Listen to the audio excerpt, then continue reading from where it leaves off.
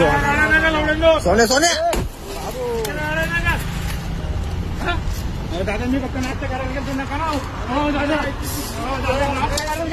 सोने सोने सोने नको दादा नका ना. सोने नको आई आले. परसोली टोल नाक्याच्या तिथे एक तात्याराव सपकाळ हे त्यांची टॅक्सी घेऊन आलेले असताना त्यांच्या गाडीचा फास्टॅग संपलेला होता म्हणून तो रिचार्ज करायसाठी थांबले. त्या दरम्यान रिचार्जला वेळ लागतो साधारणतः 20 ते 25 मिनिटं म्हणून त्या दरम्यान ते नाश्ता करायला गेले आणि त्यावेळेस रोहित रामकिसन गुप्ता हा दारू पिऊन तिथे आला व तू इथे का थांबला म्हणून त्याच्या गाडीचे काच फोडून त्याचं नुकसान केलेलं आहे.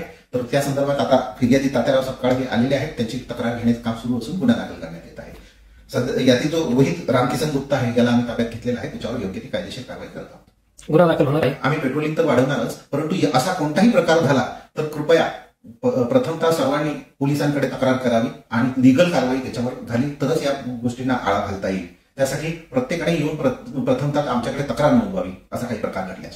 ठीक आहे सर, धन्यवाद.